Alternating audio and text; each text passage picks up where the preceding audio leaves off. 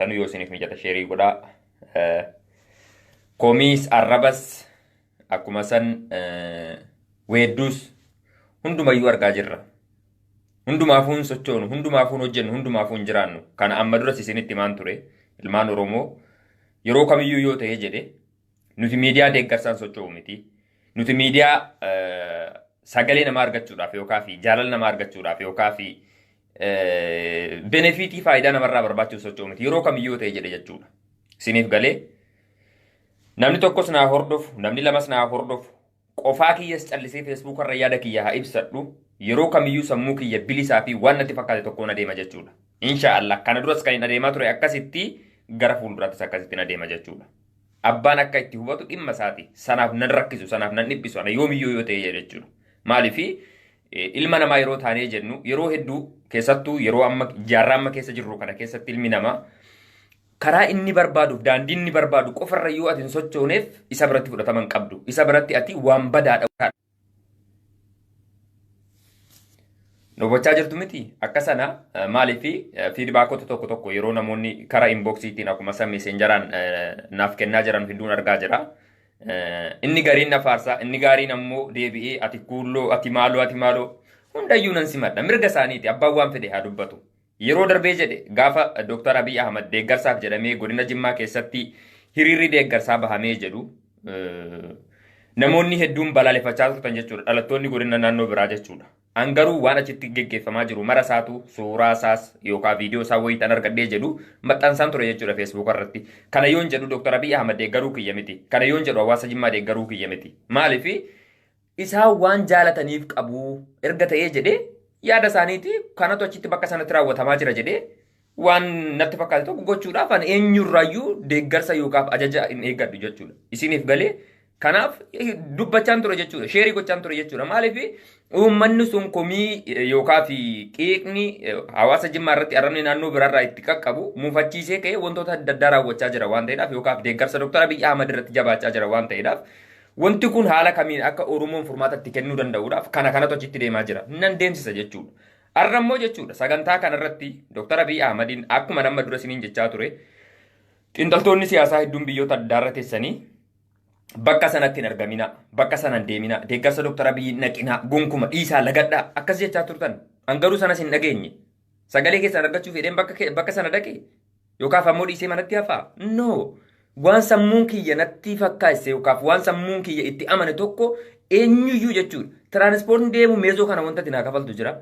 Yookaan ammoo yeroo achi deebi'ee jedhe waan hin nyaadhu waan hin dhugu wanta saantimata kanatti kafaltu jira. Maali dharee wanti sirraa barbaachaaf jedhee ani yaada kee fooloo godhu. Yeroo kamiyyuu ana jechuudha. Of ta'een jiraadha waan ta'eedhaaf jechuudha. Sii galee yeroon akkana jedhu ilmaan Oromoo dhiifamanaaf godhaa. Waan akka bee daa'ima wayiitti jechuudha. An akkamitti akka nama yaaddan hin beeku.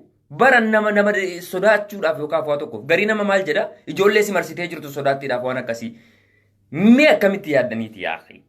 Bari ijoollee hadda Dr. Abiy Ahmadiin akka sana mormaa jirtu kana waggaa darbe jechuudha. Isaanuma wajjin ijoolluma ammaa kana wajjiniin isteediyeemuma Dubaayitti argamutti jechuudha. Isiniif galee Abudabii irraa ka'ee deemee Dr. Abiy Ahmadiin deemee sappoorti gochaa turre jechuudha. Ijoollee kana wajjin jechuudha. Habashaa waliin akkanatti kokkee wal qabnee jechuudha. Isiniif galee isaan alaabaa isaa lumutti sana fudhatanii bahanii nuti ammoo jechuudha. Ijoollumti kun Abiyyiin suuraa isaa tishartii isaa ofirratti godhatanii jechuudha. Abiy Ahmadiin jechuudha. Gaafa deeggarsaa sana jechuudha. Hunduu bahee deeggara jajjabeessaa jaalataa ture jechuudha Dr. Abiy Ahmad. Har'a maaltu uumamere? Sababa namoonni kun irraa garagalantu jira. Isiniif galee Abiyyi wanti namni hojjetaa jiru. Gaafa nuti Dubaayii dhannee jennu nuti marri keenyayyuu biyya ormaarra jirra hojjetannee lubbuu jireenya keenya fooyyessuudhaaf kan biyya hambaarra jirru callisnee bakka argetti hogganaan siyaasaa tokko dhufeedhaaf callisnee waan deemnuuf hin qabnu jechuudha. Isiniif galee waa tokko waan bu'aa qabu wayii argannaa jenneeti kan bakka sana deemnee jenne. Yeroo achi deemnee jennu taargeetti achirratti hojjetamee lafatti qophaa'eetu jira jechuudha. Wixinee isaan achi baafatanii dhufan jechuudha. Dr. Abiy Ahmad jiraattota biyya UAE keessa jirtu mariisisuu jiraattota UAE keessa jiran irraa yaada fudhachuudhaaf osoo hin taane ishuu mataa isaanii kan qabatanii dhufantu jira. Ishuun sun maannin dhimma beeta kiristaanaati. Ana maarree addatti bahee waan beeta kiristaana barbaaduuf hin beekuan. Maaliifi lammiileen biyyoota adda addaa amma fakkeenyaaf biyyoota kiristaana ta'an hedduurraa dhufanii jedhan faranjoonni beeta kiristaana masa normaaliitti dhaqanii fayyadamu jechuudha biyya kana keessatti jira waan ta'eedhaaf. Isaan garuu dirqama rabbiin afaan Amaariffaatiin malee akka waan afaan biraan dhageenye Fakkeenyaaf musliimni biyya kana keessa jiru Arabuma wajjin afaan Arabiffaa qara'ee amantaa rabbii isaatiin wal argaa jira. Garuu isaan dirqama afaan Amaariffaatiin ta'u malee ta'u jedhanii Dr. Abiy Ahmadiin achitti waan waliin dubbatan qabu biyya kana dhufee charchii jechuudha. Akka charchiin biyya kana keessatti hojjetamuudhaaf kaayyoon inni achi wixinee godhatee dhufee jedhe taargetii isaa nam tokko nam dubbate hin jiru jechuudha. Reyaalitiin jiru garuu kana fudhattanis fudhachuu baattanis jechuudha. Isiniif galee malee Oromoodhaaf lammiilee biyya kana keessa jiranuuf yaada isaanii fudhatee rakkoo jiru irratti hawaasa kana bal'inaan mariisisuudhaaf miti gonkuma jechuudha. Isiniif galee kana wantu banne jechuudha. Biyya keessatti maaltu gaggeeffamaa jira? Masjiidonni keenya gubataa jiru. Ustaazonni keenya xinnaataa jiru. Isiniif galee sanaaf mootummaan furmaatamaaf kennuu dhiisee jedhe. Isaaniif dhufee biyya baarratti garuu beeta keessatti akka ijaaramuuf qabsoo geggeessa jechuudha. No an abiyyiin ata dhiisi ilma abbaa kiyyaa ta'e an dantaa isaarraa hin qabu. Faayidaan isaarraa argadhu hin jiru. Yoo biyyi koo irraa fayyadame anaaf gahaadha. Kan jiruu kiyyaan iyyuu nan geggeeffadha. Of dafqee mana namaas hojjedhee isaa ta'u olis gadis deemee isaa ta'u kan jireenya kiyyaa anatu of danda'a jechuudha. Lammiin kiyya garuu nagaaf bilisaan jiraata taanaan anaaf gahaadha jechuudha. Sana garuu ta'an jiru biyyi koo. Wallagga keessatti maaltu gaggeeffamaa jira? Gujii Boorana keessatti maaltu gaggeeffamaa jira? Jara nuti wanti yaaduu qabnu nuti akka walii galaatti malee akka tokkootti miti. Abiyyiin bor taayitaarra ka'uu danda'a yookaan itti fufuu danda'a. Oromummaan garuu haqni garuu yoomiyyuu nu wajjin hin deeman wajjin hin jiraata jechuudha. Eenyu nu deeggarsa namaa argachuuf yookaan jibbaa namaa sodaachuuf edee namni duubatti deebi'u hin jiru. Ijoollee bakka sanatti argamte bar an kana dhaqee isaanii wajjin hiriiree deemaa jiru sun namni achi keessa fuudhee rimootiin nakaa hin jiru akkana hin baarate namni qollof hin jiru bar harka kiyyaan sammuu kiyyaan miila kiyyaan itti amareetiin naqeen isaan gidduu kan isaan wajjiniin waan sana isiniif dabarsaa ture jechuudha. Maaliif reyaalitiin jiru sana waan ta'eedhaaf jechuudha. Ijoollee ganama irratti hidhamteetti jedhamaa jirtu quban qabu. Nuti ganama wayita sa'aatii 6 osoo hirriba keenya seeraan hin rafin ganama sa'aatii 6 biyya kanatti jechuun atiin akka sa'aatii biyya Itoophiyaatti naannoo sa'aatii 11 naannoo sa'a 11 waan akkasitti sa'a 11 sa'a 12 waan akkasitti subii jechuudha ganama fajirii jechuudha siniif galee subiin erga salaatamee ka'ee booda sa'aatii sana erga baane naannoo sa'aatii biyya keenyaatti sa'aatii 5 jechuudha guyyarraa jechuudha haga sana bakkee teenya jechuudha siniif galee baasii eegna jedhamee yeroo baallamame darbee jechuudha. Sana hunda turree wayita dhannee Dubaayii hin qaqqabnu meebi ijoolleen sun ganamarra deemanii waan uumamee jedhan quba hin qabnu maxxansa tokko amma barreesseen ture namni hidhamee jedhe hin jiru jedhee maaliif wayitan sa'aatii dhaqee isteediyeemii seenirraa sanaa qabee haga xumura bahuutti abbaan fedhen deeggara abbaan fedhen morma namni abbaa kana jedhee namatti dubbachaa jiru hin jiru. Alaabaa adda bilisummaa Oromootii fi asxaawwan barreeffamoota tokko tokko ijoollee fudhatanii deeman poolisoonni seekiyuritoonni lammii biyya addaa ta'an gurraachonni jechuudha siniif galee dhufanii namoota sana keessaa harkaa fuuchuudhaaf yaalaa turan jechuudha. Nu garuu akka gara keenyatti asin darbine dhorkine ofirraa ittifne ijoolleen mormii si geggeeffataa turte jechuudha. Mirga isaaniitiin mormatan abbaan fedhe. Ana biyyiin mormuu mirgan qaba bar mirgan qabu. Dirqama biyyiin jaallachuun qaba asin jaallattan jedhe. Moo dirqamanni sababa jimmaa ta'eedhaaf ana biyyiin sappoort gochuun qaba. Arraba sabbaan fete arrabsaa deemi. Faaruu keessanis hunda isaarraayyuu dantaan qabu. Wallaahi hunda isaarraayyuu dantaan qabu. Waan natti fakkaateef waan itti amane garuu yoomiyyuu taanaan of duuban deebi'u. Ati inni amma teessee Facebook irra kana dubbattu kun jechuudha. Intarneetni osoo daqiiqaa lamaaf sirraa citee jedhe jechuudha. Hagama kamataa bowwaafattu jechuudha. Dhaloota amma teeknooloojii bare kana jechuudha. Siyaasa bare kana jechuudha. Uummanni Wallaggaa garuu naannoo guyyoota 40tiif intarneeta malee jiraachaa jira. Yeroo ammaa keessatti jaarraa ammaa keessatti jechuudha. Maal badiinsa qaamota yakka hojjetanii jedhan mootummaan ofiisaatiif waraana ofirraa qaba.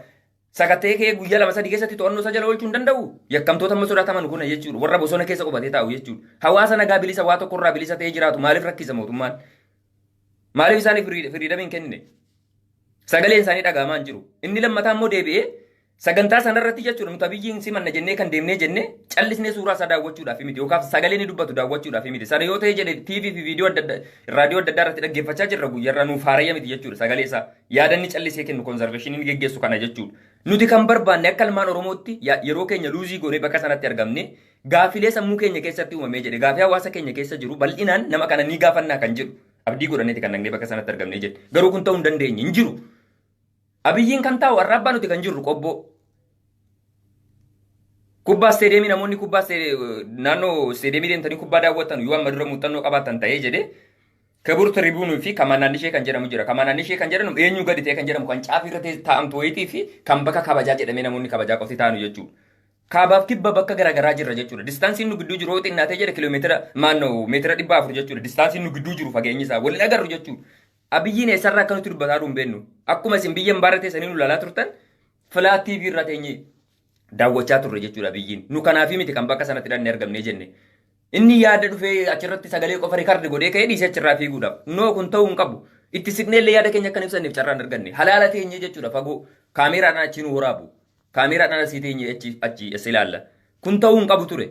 Maaliif erga dhuguma mariisisuudhaaf jedhamee yaadni sun ka'eera ta'eeti lammiilee biyyattii sana keessatti argamanu gaafiin isaanii badaas haa ta'u gaariis haa ta'u mirga isaanii eegee fedha isaanii eegee fi nama sana fudhatee yaada waliin dubbachuu mariisisuu qaba jechuudha. Dimookiraasii darga ta'e jechuudha. Malee waan isaan achi wixannatanii dhufan qofa yookaan akka paartiin badhaadhinaa kaayyoo paartii badhaadhinaa qofa isaan achi akka jirutti himanuuf miti kan nannee bakka sanatti argamne jechuudha. Kana gonkumaa hin qeebalu hangama kiyyaan jechuudha. Akka kootti akka Muhammaditti jechuudha. Isiniif galee hin qeebalu hangama kiyyaan jechuudha. Kun ta'uu hin qabu. Dabalatammoo isteejii sanarratti yookaan bakka sanarratti kan hirmaatee jedhu ilmaan Oromoo tokkittii keessaan argattanu ijoollee daa'imoota jedhanii qubee haahuu jechuudha. Haahuu isa kan habashaa jechuudha. Isiniif galee jalqaba irratti qeesii nutti fidanii yoo xiqqaate jedhe gara daqiiqaa 5 maaliif callisee waa'ee manfas quddusii waa'ee maalii nutti haasaa waa'ee beeta kiristaanii nu ijaarsanii waa'ee maalii an kan amantaarra jibbaa qabaadheedhaaf miti. Isiniif galee yeroo kamiyyuu yoo ta'e kaayyoon amma adeemamaa jiru kun gama amantaatiinis gama sabaatiinis cafallaqanii nama balleessuudha. Ameerikaa biyyoota adda addaa irratti gaafa ijoolleen deemtee hiriira geggeessitu yookaan simannaa Dr. Abiyyiif gootu abbaan fedhe jechuudha. Alaabaa adda bilisummaa Oromoo uffatee warri Habashaa sunis isa lummutti uffatee abbaan fedhe kan fedhetti amanee dhaqee nama sana simatee wajjiniin yaada isaa geggeeffatee dhiisee gargar ba'aa ture.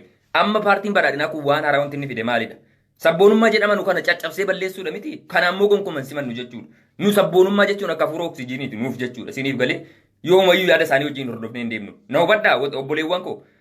Namoonni callistanii akka waan nama bismaara saantima 12tiin dadaa simintoo wayiitti nama rukutanii achirraan socho'u bakka naan murteesse malee jettanii murtii tokkotti haftanii hin taa'ina.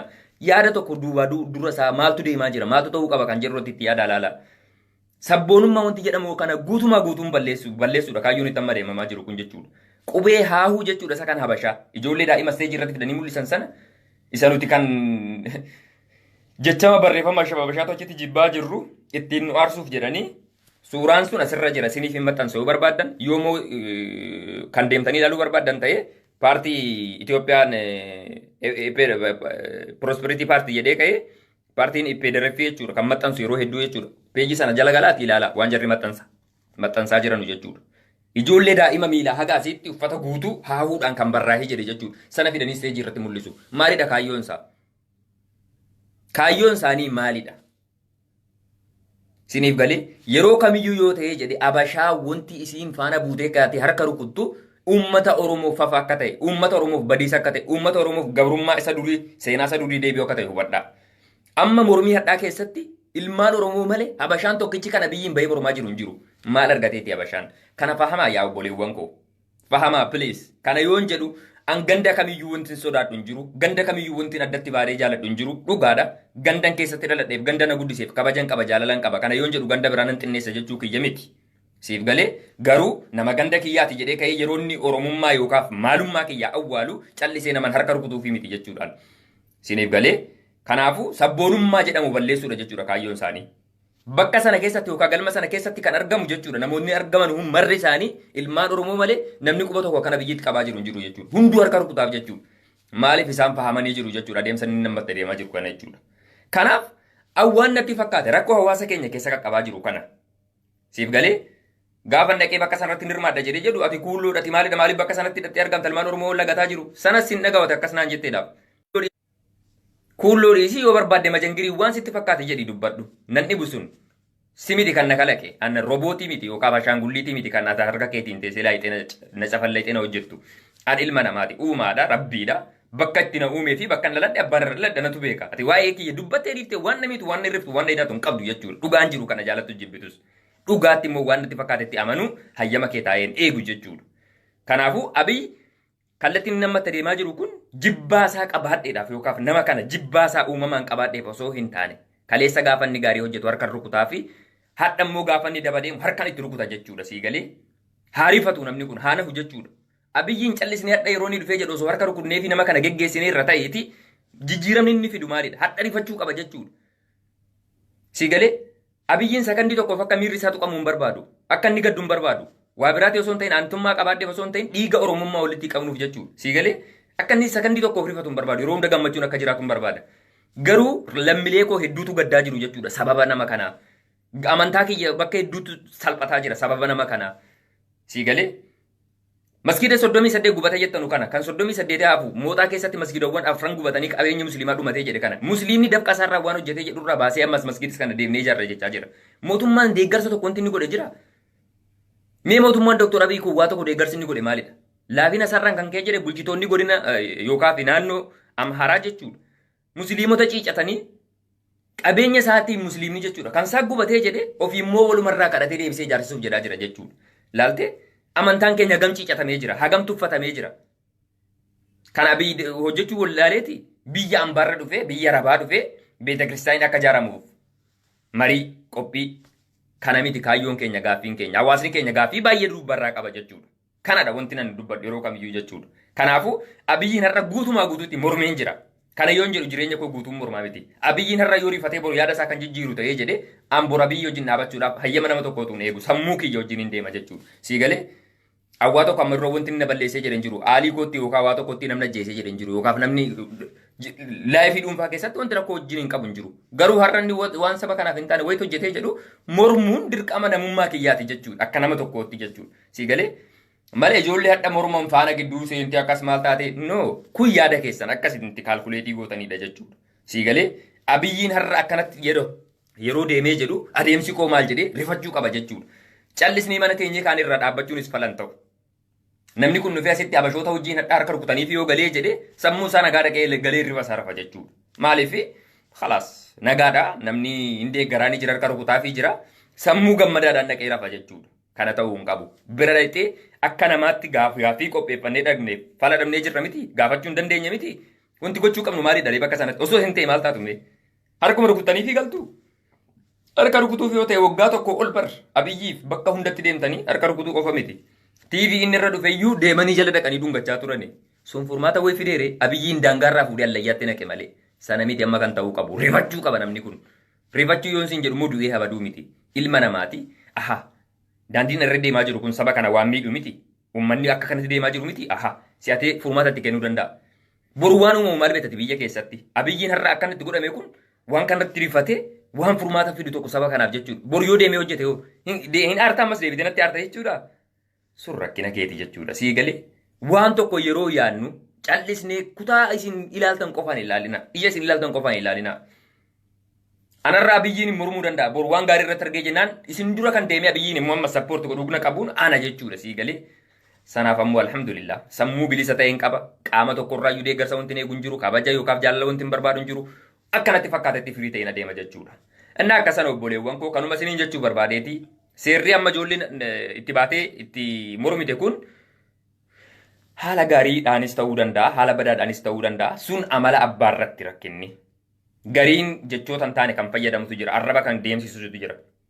Gariin immoo namuusumaaf daawon Abiy akkuma sana lammiileen keenya Wallaggaa rakkoo keessa jiru, Wallaggaa akkuma san Booranni Gujii rakkoo keessa jira, Gujii Boorana. Kuni namuusa jechuudha sii galee namni tokko namni quba sitti qabu hin jiru jechuudha. Maaliif mirga keeti jechuudha rakkoo qaqqabaa jira. Abiyyiin haasawaa maal dhaggeeffatta yeroo kennuuf hin barbaachisu kabaja laanneef namni namoota jettanutu jira. Kabajni lubbuudhaa bahuu hin caalu. Nama tokko bara kan kabajju yoo gaafa inni lubbuun jiraatee jedhudha.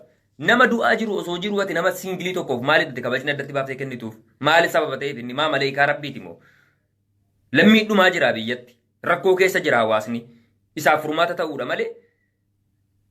Abiy pirezidaantii ta'eedhaaf yookaan bulchiinsa mootummaa biyya tokkoo ta'eedhaaf qofaatti wanta addatti baaftee kabaja laattuuf hin jiru jechuudha. Akkasitti nama waan ta'eedhaaf jechuudha. Innaa gariin namuusa malees kan isa morme jira, kan immoo namuusaan isa morme jira, kan ammoo isa deeggara jira ilmaan Oromoo keessa ta'e wajjinumaan jirra hundayyuu jechuudha. Sii galee hundayyuu irra deemeen sagalee isaa viidiyoo isaa waa hunda isaa sinii dabarsaa ture jechuudha. Abbaan kan barbaade keessaa haa fudhatu. Sii galee qaroominni akkas, dimokiraasiin akkas malee akka farda teephasii fasiin itti dhanii kallattii ati feete qofatti ooftu isa akkasii inshaallah gara boodaatti rabbiin siif buusu malee anarraan argattu yoomiyyuu taanaan jechuudha. Kanumaan isiniin jechuu barbaada obboleewwan